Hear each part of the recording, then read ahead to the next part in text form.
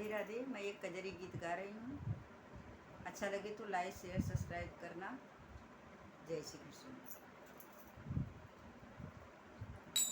हमरे नैहरे से आल के उनहलिया पिया छूटेला रोवैया पिया ना। हमरे नैहरे से हाँ हमरे नैहरे से ले ना खबरिया पिया छूटेला रोवैया पिया ना। हो रोवैया पिया ना हो रोवैया पिया ना। हमरे नैहरे से ले ना खबरिया पिया छूटेला रोवैया पिया ना।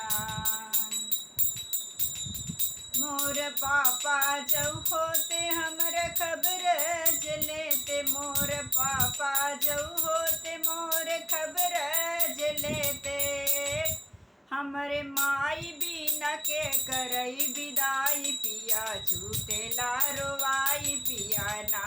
हमरे माई बीना के करई विदाई पिया छूटेला रोवाई पिया ना।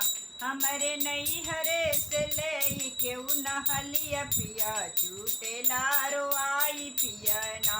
हो रोवाई पिया ना हो रोवाई पिया ना। हमरे नैहरे से ले के उनहलिया पिया छूटेला रोवाई पिया ना।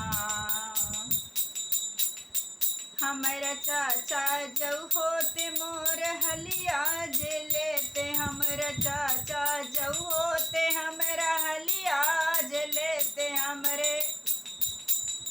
हमरे चाची बीना के करई विदाई पिया छूटेला रोवाई पिया ना। हमरे चाची बीना के करई विदाई पिया छूटेला रोवाई पिया ना। हमरे नैहरे से ले के उनहलिया पिया छूटेला रोवाई पिया ना। वो रोवाई पिया ना वो रोवाई पिया ना। हमरे नैहरे से ले के उनहाल पिया छूटेला रोवाई पिया ना। हमारा भैया जब होते हमरा खबर जलेते। हमारा भैया जब होते हमरा खबर जलेते। हमरे भाभी बीना के करई विदाई पिया छूटेला रोवाई पिया ना।